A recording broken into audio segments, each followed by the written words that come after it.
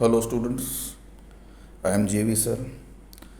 I welcome you all for this lecture series for TRCS Semester 5 Civil Engineering Mumbai University. So basically we will be dealing with each question in a single video. I don't want the video to be too long. इसके लिए मैं try कर रहा हूँ कि छोटे छोटे videos बनाऊँ. हम सिंगली रेनफोर्स सेक्शन के ऊपर एक प्रॉब्लम लेके आए हैं. हालांकि बहुत छोटा प्रॉब्लम है, लेकिन एक प्रॉब्लम सिंगली के ऊपर हमेशा we can expect in Mumbai University. So this question was in 2018 for 10 marks. It's quite a simple and shorter problem in semester 5 for 10 marks. So here is the problem. A reinforced concrete beam 230 into 600. Now अगर यहाँ पे देखेंगे तो 600 overall लिखा हुआ है, effective नहीं लिखा हुआ. देखो जब भी इफेक्टिव वर्ड लिखा है तो हमको डायरेक्टली छोटा डी दिया होता है. यहाँ पे ओवरऑल लिखा हुआ है, मतलब दिस इज कैपिटल डी. तो कैपिटल डी जब भी दिया है, एक चीज़ अपने को ध्यान में रखना है कि cover has to be minus. Cover minus करेंगे तो छोटा डी मिल जाएगा. तो यहाँ पे 230 जो पहला डायमेंशन है दैट इज ऑलवेज बी, तो यहाँ पे बी हो गया 230. दूसरा डायमेंशन होता है वो है हमेशा डी होता है, दैट इज डेप्थ. लेकिन एक चीज़ अपने को देखना है पीछे कि पीछे इफेक्टिव लिखा रहेगा या ओवरऑल लिखा रहेगा. चाहे ये पूरे ही सब्जेक्ट में ये वर्ड अपने को देखना है. ओवरऑल यानी कैपिटल डी और इफेक्टिव यानी छोटा डी. हमको कैलकुलेशन के लिए सिर्फ छोटा डी लेना है. हमको हमारे लिए for all our calculation purposes we have to take small D. क्यों लेना है इसके थियरी में हम बाद में डिस्कस करेंगे, उसका वीडियो का लिंक मैंने शेयर कर दिया है.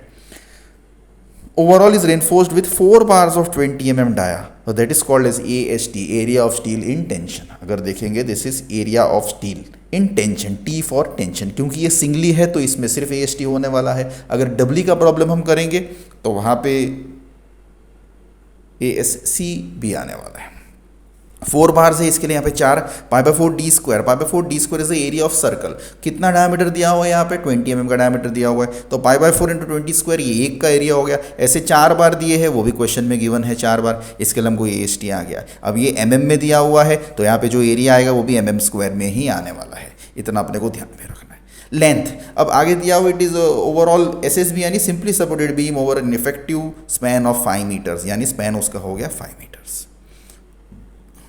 यूज M20 कॉन्क्रीट, इसके लिए FCK होता है 20. अगर M25 होता तो यहाँ पे 25 आ जाता. अगर M15 होता है तो यहाँ पे 15 आ जाता. और FE415 यानी स्टील का ग्रेड दिया हुआ है. 3 ही ग्रेड के आते हैं स्टील. एक 415 तो यहाँ पे 415, एक होता है 500 तो यहाँ पे 500, और एक होता है FE250 तो यहाँ पे 250. तो इतना डेटा लेके अपने को प्रॉब्लम सॉल्व करना है. एक बार फटाक से वापस क्वेश्चन देख लेते हैं क्या दिया हुआ है.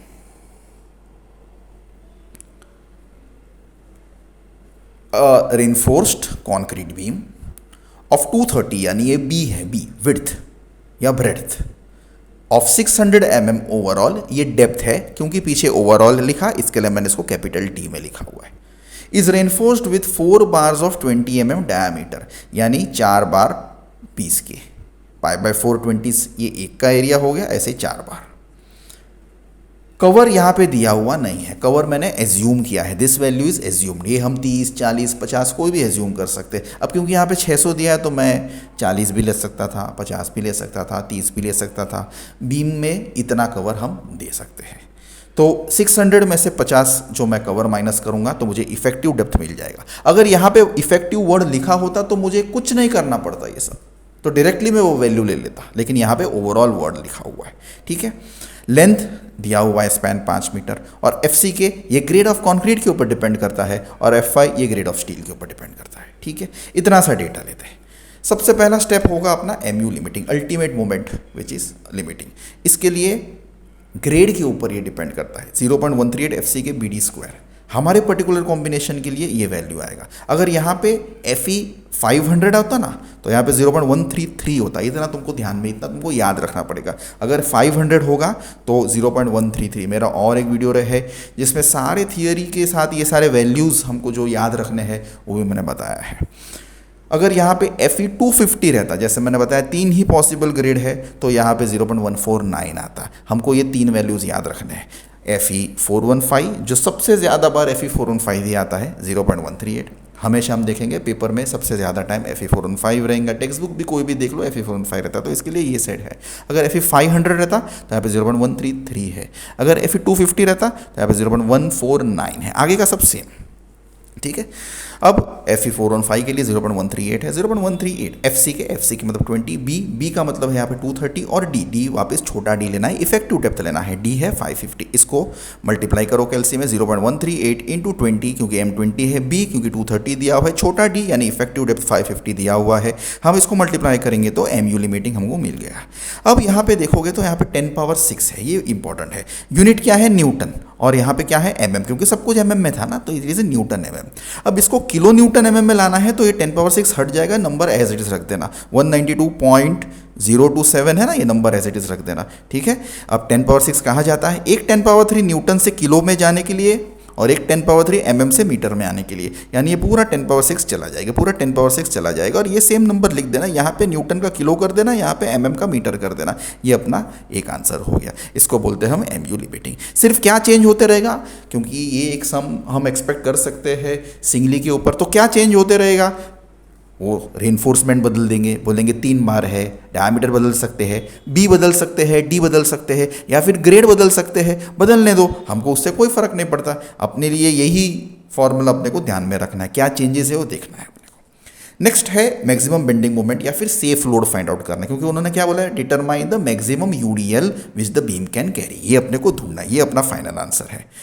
देखो बेंडिंग मोमेंट यूडीएल के लिए क्या फॉर्मूला है? WL²/8। Bending moment, maximum bending moment के लिए फॉर्मूला क्या है? यूडीएल के लिए सिंपली सपोर्टेड बीम लिखा है ना इधर, सिंपली सपोर्टेड बीम के लिए फॉर्मूला क्या है? WL²/8। लेकिन अपने पास एक मोमेंट तो ऑलरेडी है यहाँ पे, क्योंकि हमारे पास एक मोमेंट है और एक दूसरा मोमेंट का ये भी फॉर्मूला है जो हमने इतने सेमेस्टर में हमने सीखा है कि for a UDL it is WL²/8। दोनों को इक्वेट कर दो। अब इसमें 8 तो कांस्टेंट रहेगा, मोमेंट यहाँ से ले लिया, स्पैन दे दिया है 5 मीटर, यहाँ पे क्वेश्चन में 5 मीटर दिया हुआ था, सिर्फ क्या बचा अपने को? W, अल्टीमेट लोड है, उसको divide by factor of safety करो, फैक्टर ऑफ सेफ्टी यानी 1.5, ये कांस्टेंट रहेगा अपने लिए, तो हमको सेफ लोड मिल जाएगा। So this is the load which the beam can carry. देखो अगर तुमको फैक्टर ऑफ सेफ्टी नहीं डिवाइड करना है, यहाँ पे भी रख सकते हो। फिर this is the ultimate load, you मतलब अल्टीमेट लोड, तो the ultimate load the beam can carry. और क्योंकि ये यूडीएल के फॉर्मेट में है, इसके लिए इसका यूनिट है किलो न्यूटन पर मीटर, यूनिट लोड पर मीटर। यूडीएल है, इसके लिए ये यूनिट रखना है अपने को, क्योंकि यहाँ पे हम ऑलरेडी किलो में कन्वर्ट कर चुके हैं, ये ऑलरेडी किलो में ही रहेगा। और ये स्पैन जो है वो भी मीटर में है, तो this is in metre only. अब इसको फैक्टर ऑफ सेफ्टी से करेंगे तो it is the safe load the beam can carry, that is 40.9। तो this will be our final answer. काफ़ी सिंपल प्रॉब्लम है स्टूडेंट्स, इसको अपने को छोड़ना नहीं है। सेमेस्टर 5 में इस तरीके के सिंगली के जितने भी प्रॉब्लम्स हम डिस्कस करेंगे, और कोई भी डाउट होगा आप मुझे DM कर सकते हैं। Thank you, all the best.